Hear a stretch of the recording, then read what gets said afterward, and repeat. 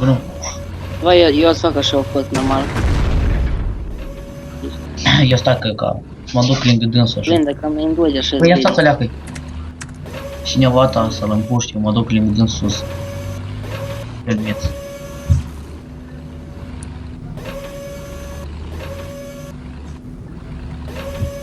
Stai aleacă că nu supune pe nică. Dar tu și filmezi? Du-te de acolo, Da. moala tu, du-te de acolo. Stai. Ce să scris că ești tu.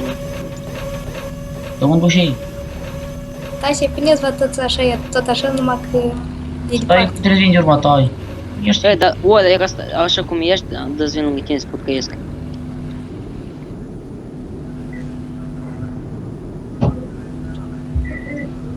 Du-te aici, moala, du-te.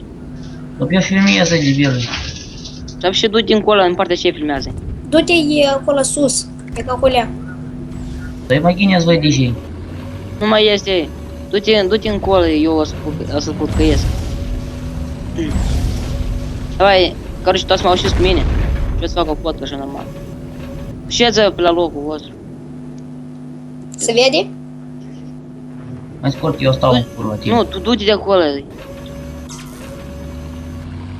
vreau să fac o foto. Să fac un fotomon. Du-te și. Sasha, du-te acolo lângă dânsul. De ce să mă duc aici, ești nevoie, n-ați pot ți armașă. Du-te încolo și îți vezi cum se filmează. Să duci mai normal să vadă. O să vezi pe amândoi, cum așa l-a rușit pe unul și ce-i stan. Dar nu, nu se, ia stați aleacă că mă duc sus de acolo. Vreau să fac o foto. Dați. Hai că mult n-a păs eu.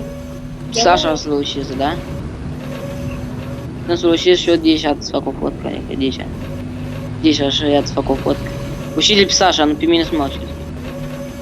Sunteți gata? Da. Stai, puneți voi unul lângă cunșă de Andrei. Все? Давай, Все? давай.